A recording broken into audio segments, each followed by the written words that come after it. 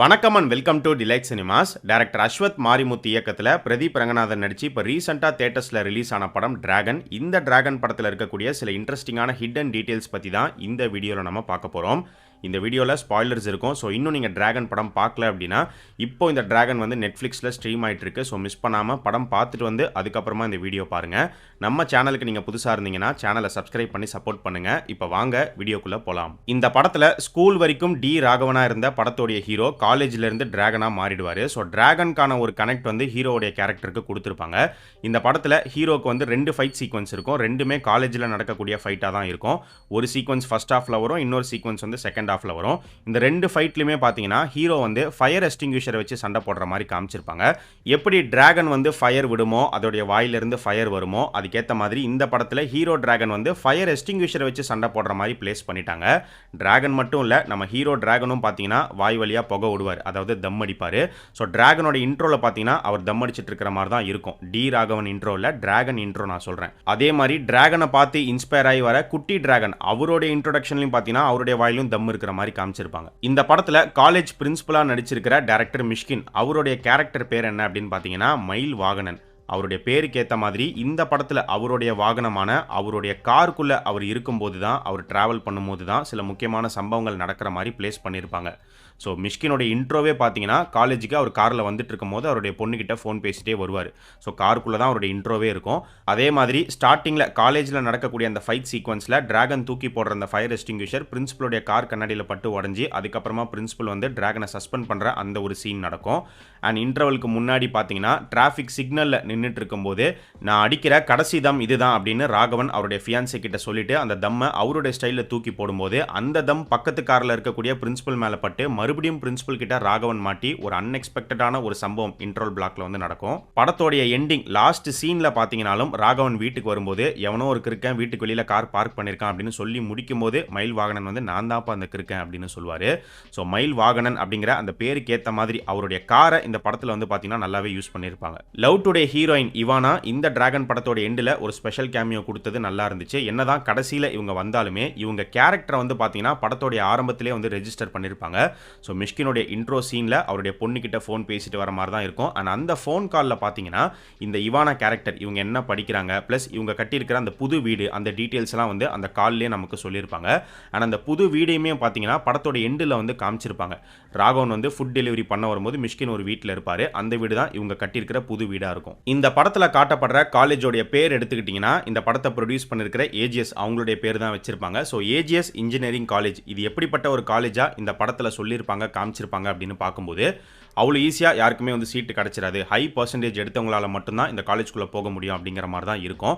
அந்த V1 success அகாடமியில் கூட பார்த்தீங்கன்னா ஹீரோ கிட்ட வந்து உனக்கு எப்படி அந்த காலேஜில் சீட்டு கிடச்சிது அப்படின்னு கேட்கும்போது சார் நான் 12th 96% அப்படின்னு ஹீரோ வந்து சொல்லுவார்.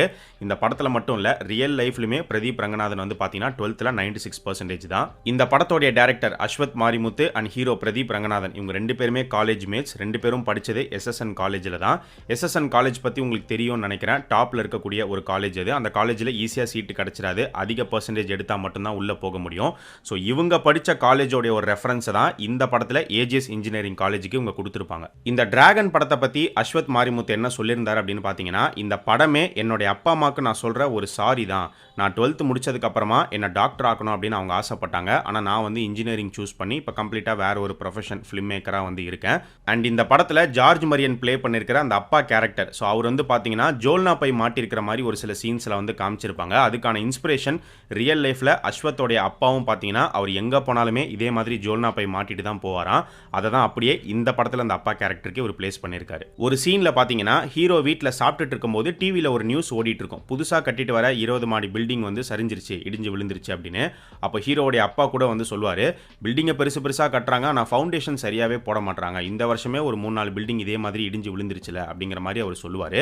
இந்த சீனை கரெக்டாக எங்கே வச்சிருப்பாங்க அப்படின்னு பார்த்தீங்கன்னா பார்த்தீங்கன்னா இதுக்கு முன்னாடி தான் V1 சக்ஸஸ் அகாடமியில் ஹீரோ போய் பேசியிருப்பாரு, 10 லட்ச ரூபா ரெடி பண்ண சொல்லியிருப்பாங்க.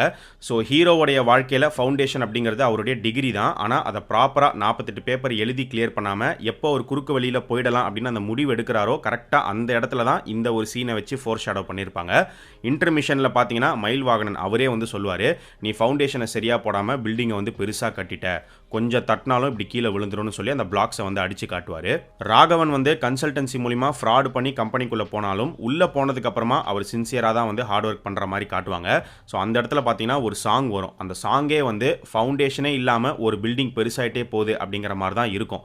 ஸோ அந்த சாங்கில் பார்த்தீங்கன்னா ஹீரோவுடைய சம்பளம் இன்க்ரீஸ் ஆகிட்டே போகும், நிறைய அவார்டு வாங்குவார், அவருடைய ஸ்டேட்டஸ் வந்து இம்ப்ரூவ் ஆகிட்டே போகும். ஸோ இதை தான் அந்த சாங்கில் வந்து காமிச்சிருப்பாங்க. அந்த சாங்கில் வரக்கூடிய ஒரு ஷாட்டில் வந்து பார்த்தீங்கன்னா ஹீரோவே வந்து ஆஃபீஸில் அந்த சின்ன சின்ன பிளாக்ஸை வந்து பில்ட் பண்ணுற மாதிரியுமே ஒரு ஷாட் வச்சிருப்பாங்க. இந்த படத்தில் பார்த்தீங்கன்னா நிறைய கோட்ஸ் வந்து அங்கங்கே பிளேஸ் பண்ணியிருப்பாங்க. இதில் ஸ்கூல் போர்டில் என்ன எழுதியிருக்கோம் அப்படின்னா strive for excellence achieve with integrity அப்படின்னு போட்டிருக்கோம்.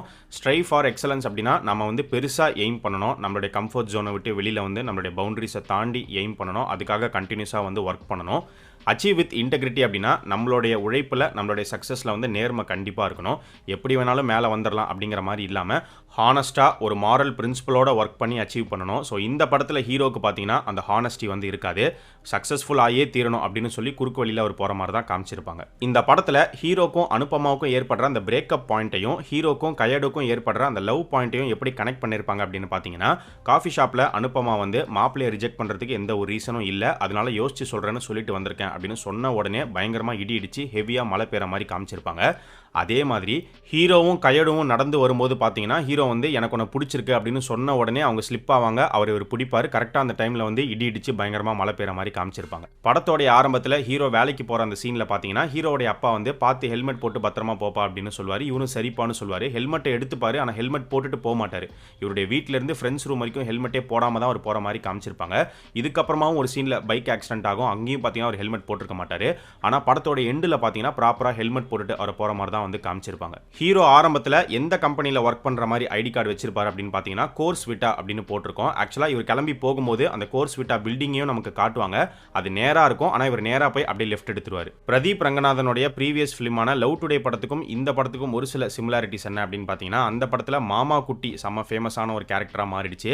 இந்த படத்தில் அதே மாதிரி பார்த்தீங்கன்னா விஜய் சித்துக்கு வந்து அன்பு குட்டி அப்படிங்கிற கேரக்டர் பேர் வந்து கொடுத்துருப்பாங்க. அந்த படத்தில் ஹீரோயின் வந்து ரீல்ஸ் பண்ணுவாங்க, இந்த படத்தில் ஹீரோவே வந்து ரீல்ஸ் பண்ணுற மாதிரி காமிச்சிருப்பாங்க. அண்ட் டைரக்டர் அஸ்வத் மாரிமுத்து அவருடைய ப்ரீவியஸ் ஃபிலிமான ஓமை கடவுளே அந்த படத்துக்கும் இந்த டிராகன் படத்துக்கும் இருக்கக்கூடிய சிமிலாரிட்டிஸ் அப்படின்னு பார்க்கும்போது கான்செப்டே வந்து பார்த்தீங்கன்னா சிமிலர் தான். ரெண்டு படத்துடைய கான்செப்டே வந்து செகண்ட் சான்ஸ். ஹீரோவுடைய ரியலைசேஷன் அந்த படத்தில் பார்த்தீங்கன்னா அவருடைய லவ்வை வந்து அவர் ரியலைஸ் பண்ணுவார், இந்த படத்தில் வந்து படிப்பு எவ்வளோ முக்கியம் அப்படிங்கிறத ரியலைஸ் பண்ணுற மாதிரி இருக்கும். அந்த படத்தில் ஃபேண்டஸியாக அதை கிரியேட் பண்ணியிருப்பாங்க, இந்த படத்தில் ஃபேண்டசி மாதிரி இல்லாமல் நார்மலாக வந்து கிரியேட் பண்ணியிருப்பாங்க. ஸோ இது எல்லாமே தான் இந்த டிராகன் படத்தில் நாங்கள் நோட் பண்ண சில ஹிடன் டீடைல்ஸ். இதை தாண்டி வேறு ஏதாச்சும் டீடைல்ஸ் நீங்கள் நோட் பண்ணியிருந்தீங்கன்னா அது என்ன அப்படிங்கிறத மறக்காமல் இந்த வீடியோவுடைய கமெண்ட் செக்ஷனில் சொல்லுங்கள்.